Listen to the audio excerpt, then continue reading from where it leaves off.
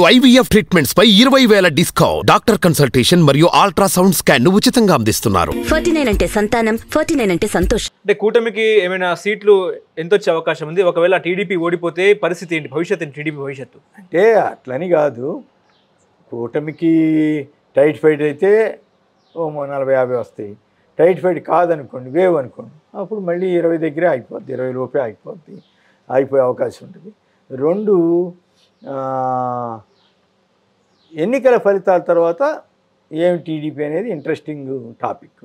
దానికి 2-3 ఆప్షన్స్ ఉంటాయి. ఓకే, అధికారం రాదని నేను అనుకుంటున్నాను. ఒకవేళ పొరపాటున వస్తే కొంతకాలం సర్వైవ్ అవుద్ది. అయితే అప్పుడు లోకేష్ సీఎం అవ్వాలా, చంద్రబాబు సీఎం అవ్వాలా అనే చర్చ కూడా వస్తుంది. లోకేష్ని సీఎం చేయాలని ఒక డిమాండ్ కూడా వస్తుంది. అయితే అది ఒకే పరిగణ. అయితే అప్పుడు పవన్ కళ్యాణ్ తన పాత్ర కూడా పెంచుకోవడానికి ప్రయత్నం చేస్తాడు.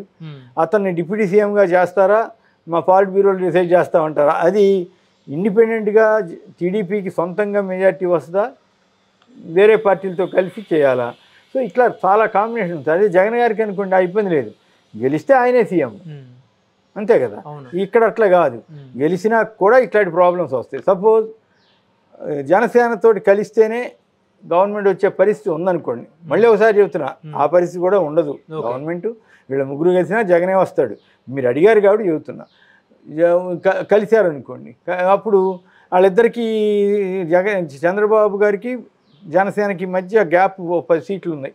ఆ 10 సీట్లతోటే గవర్నమెంట్ ఫామ్ అయ్యే పరిస్థితి ఉందనుకోండి, అప్పుడు పవన్ కళ్యాణ్ బేరం పెట్టవచ్చు కదా.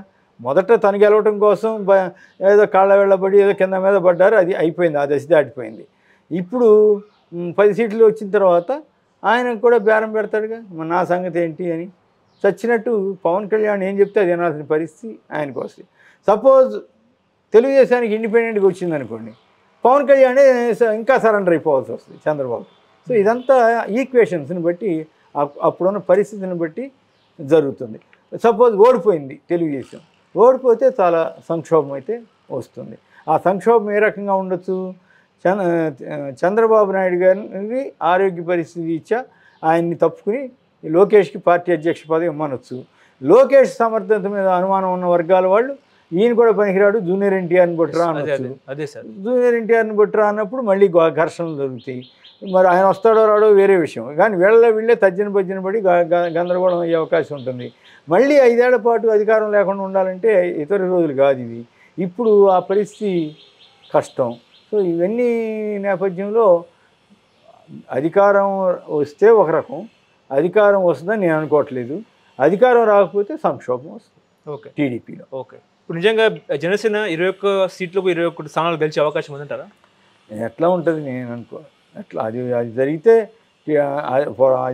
టీడీపీ కూడా ఇంకంతకంటే ఎక్కువే వస్తాయి, వాళ్ళకి అనుకున్న దానికంటే ఎక్కువ వస్తాయి. అట్లా పరిస్థితి లేదు. జనసేన బాగా బలంగా ఉన్న చోట 2-3 సీట్లు వస్తే రావచ్చు. లేదు మొత్తం టీడీపీ బీజేపీ కలిపి 10 సీట్లు వస్తాయని జనరల్గా ఉన్న అంచనా. ఆ పైన ఎన్ని వచ్చినా వాళ్ళకి బోనస్ కిందే లెక్క.